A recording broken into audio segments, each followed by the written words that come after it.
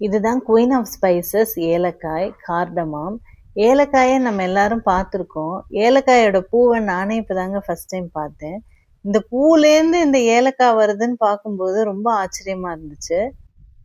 இந்த செடியில உள்ள ஏலக்காய நேர்ல பார்க்கும்போது, நம்ம வேப்ப மரத்துல உள்ள வேப்பமுத்து மாரியே இருந்துச்சு. எக்ஸாக்ட்டா அதே மாரியே இருக்கு. ஏலக்காய கிரீன் கோல்ட் அப்படின்னு சொல்றாங்க. தங்கத்தோட விலை எப்படி ஏறிக்கிட்டே இருக்கோ, அதே மாரி இந்த ஏலக்காயோட விலையும் ஏறிக்கிட்டே தான் இருக்கும். அதனால விவசாயிகள் இத உடனே விக்கிறதில்ல.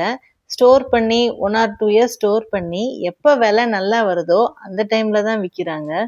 குக்கிங்க்கான ஒரு சின்ன டிப். ஏலக்காய பொடி பண்ணி யூஸ் பண்றதா இருந்தா, டைரக்ட்டா மிக்ஸில அரைக்கும்போது ஏலக்காய் நல்லா நைஸா அரையாது. ஸோ ஒரு ஸ்பூன் வெள்ளை சீனி, ஒயிட் சுகரோட சேர்த்து ஏலக்காய அரைச்சோம்னா நல்ல பொடியாயிரும். அதுக்கப்புறம் நம்ம ஸ்வீட்ஸ்ல, கேசரிலலாம் ஆட் பண்ணோம் அப்படின்னா, முழு ஏலக்காய தூக்கி போட்டுட்டு சாப்பிட தேவையில்ல. அது எல்லாம் சேர்ந்து மிக்ஸ் ஆகும். ஈஸியா சாப்பிட்றலாம். இந்த மாரி இன்ஃபர்மேஷன் வேணும்னா மீண்டும் வில்லேஜ சப்ஸ்கிரைப் பண்ணிக்கோங்க.